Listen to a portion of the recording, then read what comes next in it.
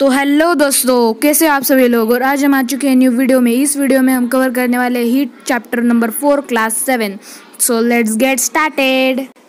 तो अगर हम हीट का चैप्टर पढ़ रहे हैं अभी, तो फिर एक जगह पे होगा हॉट और एक जगह पे होगा कोल्ड। तो हॉट मतलब गर्म और कोल्ड मतलब ठंडा, है तो आपको पता ही है। तो आगे देखते हैं कि heat is a form of energy flowing from one body of matter to another spontaneously due to their temperature difference. अभी अगर हमने लिया 37 डिग्री का एक बाउल और 47 डिग्री का एक बाउल, तो फिर 47 डिग्री का जो टेम्परेचर है वो 37 डिग्री से फ्लो होगा, क्योंकि उनमें टेम्परेचर डिफरेंस है। जो जब भी टेम्परेचर डिफरेंस होता है तब जो हीट रहती है ना वो फ्लो करती है। तो कैरेक्टरिस्टिक्स ऑफ हीट क्या है? Heat always flow from a body of a high temperature to a body of lower temperature, और heat flows spontaneously from hotter body to a colder body। Okay, तो ये बहुत simple chapter है। तो आगे देखते हैं कि इसमें क्या है। तो अभी टेम्परेचर क्या है? Temperature is a measure of the degree of hotness और coldness of a body. Temperature of something tells us how hot और हाउ कोल्ड इज समथिंग। अभी देखो, अगर हमको मतलब फीवर हो जाता है तो फिर हमारा टेम्परेचर बहुत हाई हो जाता है, और कभी हमको देखो ठंडी बजने लगती है तो फिर हमारा टेम्परेचर लो होता है। तो फिर ये जो टेम्परेचर रहता है ना, हीट और टेम्परेचर ये बहुत अलग अलग है। मतलब हीट क्या रहता है? हीट मतलब ऐसा फ्लूइड होता है जो एक बॉडी से तो अनदर बॉडी पे फ्लो होता है। पर जो टेम्परेचर क्या होता है, ये टेम्परेचर हॉटनेस या कोल्डनेस के मतलब ये जो बॉडी है, समझो हमने लिया अभी 47 डिग्री का एक बाउल है, तो फिर ये 47 डिग्री का ये बाउल है, पर इसके हमको कैसे पता चला कि ये 47 डिग्री का है? तो इसके लिए हम यूज़ करते हैं टेम्परेचर को, क्योंकि वो मेजर करता है कि ये जो बॉडी है वो कितनी हॉट है और कितनी कोल्ड है। The temperature of something tells us how hot is body और हाउ कोल्ड इज समथिंग। तो ये भी पॉइंट बहुत सिंपल था।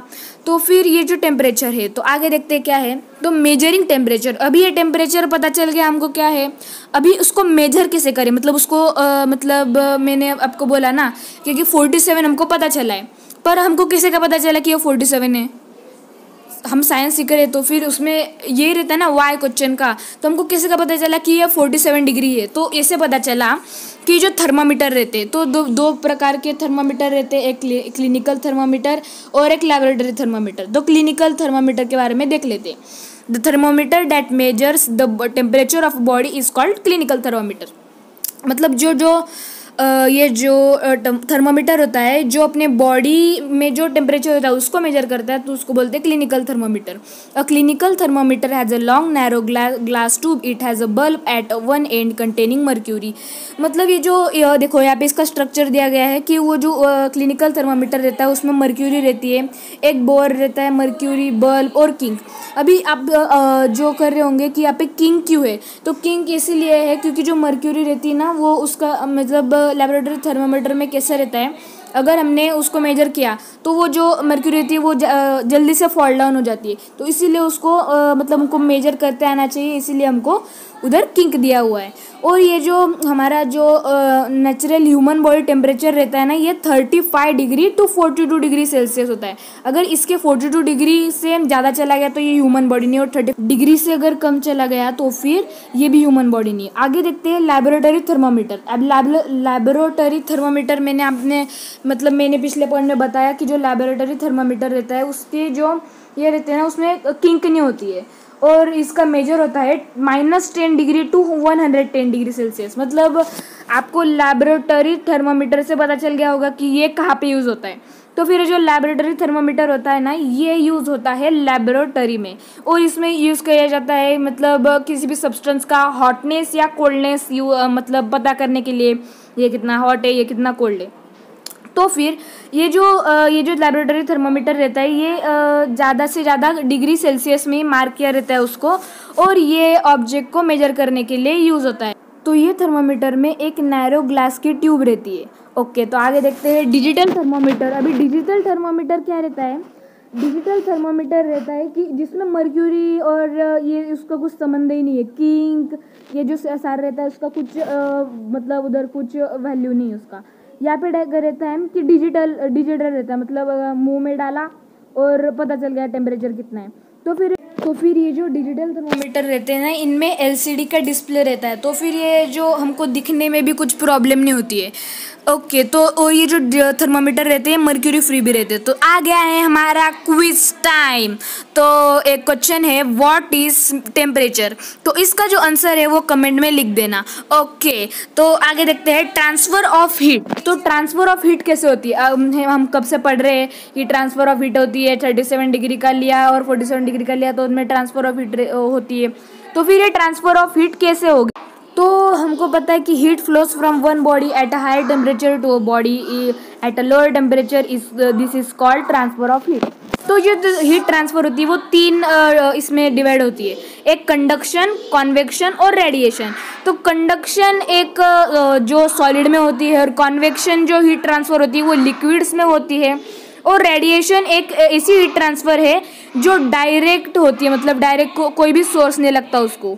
तो आगे देखते हैं कंडक्शन। तो कंडक्शन क्या होता है, transfer of heat through direct contact. मतलब कंडक्शन जो होता है ना, जो वो transfer of heat direct contact से होता है। ये जो कंडक्शन होता है ना, ये सॉलिड्स में होता है। Occurs any time objects at different temperature are touching each other. मतलब जो डिफरेंट टेम्परेचर रहते हैं वो टचिंग ईच अदर, और फिर उनमें जो हीट ट्रांसफर है वो होता है। As long as the object are in contact, transfer of heat will continue until the temperature of the object is same. अभी जब तक वो जो दो ऑब्जेक्ट्स है वो कॉन्टैक्ट में है तब तक ये कंडक्शन प्रोसेस चालू ही रहेगी। Example, if you leave a metal spoon in a pan of soup that you are heating on the stove, it may burn your fingers. The spoon is in direct contact with the hot soup and heat is transferred to the spoon. तो ऐसा होता है conduction. तो फिर आगे देखते हैं, आगे हमारा होगा कॉन्वेक्शन। ओके, तो कॉन्वेक्शन कैसा रहता है, the transfer of heat through a fluid, liquid और gas caused by molecular action.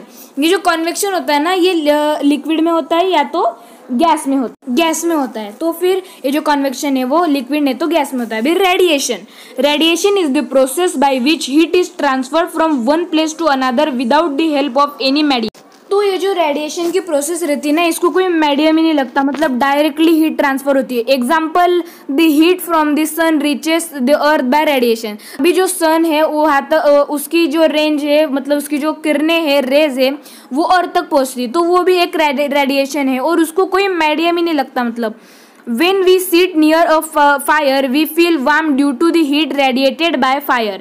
मतलब अगर हम किसी भी फायर के सामने बैठते हैं तो फिर हमको हीट लगती है ना। तो फिर हीट कैसे क्या लगती है, मतलब अगर हम किसी भी जहाँ पे फायर जल रही है वहाँ पे अगर बैठे तो हमको हीट क्यों लगती है, क्योंकि जो वो हीट की जो बॉडी रहती है ना, वो उसकी जो हीट रहती है वो हमारे पास रेडिएट करती है। तो फिर इस लेक्चर में इतना ही। अगर आपने ये पूरा वीडियो देखा हो तो चैनल को लाइक शेयर सब्सक्राइब कर देना, और थैंक यू दोस्तों।